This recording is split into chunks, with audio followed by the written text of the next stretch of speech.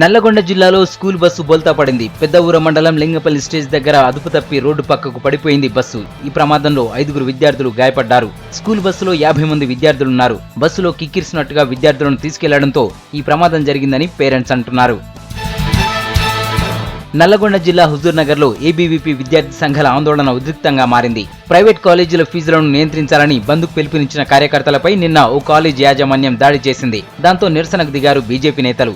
యాజమాన్యంపై చర్యలు తీసుకోవాలని ఇందిరా సెంటర్లో రోడ్డుపై బైఠాయించారు. రోడ్డుపై భారీగా ట్రాఫిక్ ఆగిపోవడంతో లాఠీచార్జి చేసి పోలీసులు వారిని చెదరగొట్టారు. నల్లగొండ జిల్లా ఆలేరులో డీలక్స్ బస్సులను ఆపాలని డిమాండ్ చేస్తూ అఖిలపక్షం నిర్వహించిన బంద్ ప్రశాంతంగా కొనసాగింది. వ్యాపార, విద్యా సంస్థలను స్వచ్ఛందంగా మూసివేశారు. అఖిలపక్ష నేతలు ర్యాలీ నిర్వహించి నేషనల్ హైవేపై బైఠాయించడంతో ట్రాఫిక్ జామ్ అయింది. రంగారెడ్డి జిల్లా కీసరలోని గాంధీనగర్లో హరితహారం కార్యక్రమం నిర్వహించారు. స్కూల్ విద్యార్థులతో కలిసి మొక్కలు నాటారు స్థానిక ప్రజాప్రతినిధులు. హరితహారంతో రాష్ట్రంలో బాగా వర్షాలు కురుస్తాయన్నారు నేతలు. ఒక్కో గ్రామంలో 16,000 మొక్కలు నాటాలన్న ప్రభుత్వ లక్ష్యాన్ని నెరవేరుస్తామన్నారు.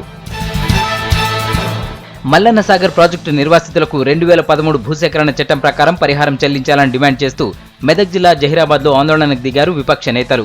టీడీపీ, బీజేపీ ఆధ్వర్యంలో పట్టణంలో ర్యాలీ నిర్వహించి జాతీయ రహదారిపై ధర్నాకు దిగారు. ప్రభుత్వం రైతుల దగ్గర నుంచి బలవంతంగా భూములు లాక్కొంటోందని మండిపడ్డారు నేతలు. మహబూబ్ నగర్ జిల్లా నాగర్ కర్నూలు డివిజన్లోని ఆర్డబ్ల్యూఎస్ ఆఫీసు ముందు ఆందోళనకు దిగారు సిపిఎం నేతలు. రామన్పాడు నీటిని నాగర్ కర్నూలుకు సరఫరా చేయాలని డిమాండ్ చేస్తూ ఆఫీసుకు తాళం వేశారు. 8 నెలలుగా తాగునీరు లేక ప్రజలు ఇబ్బందులు పడుతున్నారని వాపోయారు. జూరాలలో నీరున్నా నీటి సరఫరా చేయకపోవడం దారుణమన్నారు.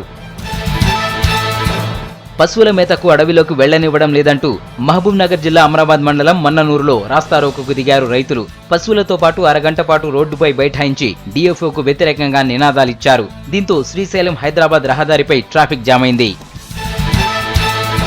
విద్యారంగ సమస్యలు పరిష్కరించాలంటూ కరీంనగర్ కలెక్టరేట్ ముందు ధర్నాకు దిగారు ఎస్ఎఫ్ఐ విద్యార్థులు. ఫీజు రీయింబర్స్మెంట్ బకాయిలు విడుదల చేసి ప్రభుత్వ స్కూళ్లు, హాస్టళ్లలో సమస్యలు పరిష్కరించాలని డిమాండ్ చేశారు. కలెక్టరేట్లోకి చొచ్చుకెళ్లేందుకు ప్రయత్నించడంతో పోలీసులు అడ్డుకున్నారు. దీంతో 2 వర్గాల మధ్య తోపులాట జరిగింది. హాస్టళ్లలో భోజనం పెట్టడం లేదంటూ పోలీసులకు ఫిర్యాదు చేశారు ఆదిలాబాద్ జిల్లా కౌటాల కస్తూర్బా స్కూల్ విద్యార్థినులు. మెనూ ప్రకారం సౌకర్యాలు అందడం లేదంటూ కంప్లైంట్ చేశారు. దీంతో స్పందించిన అధికారులు హాస్టల్లో తనిఖీలు నిర్వహించారు. పిల్లలకు భోజనం పెట్టకపోవడంపై ఆగ్రహం వ్యక్తం చేస్తున్నారు పిల్లల పేరెంట్స్.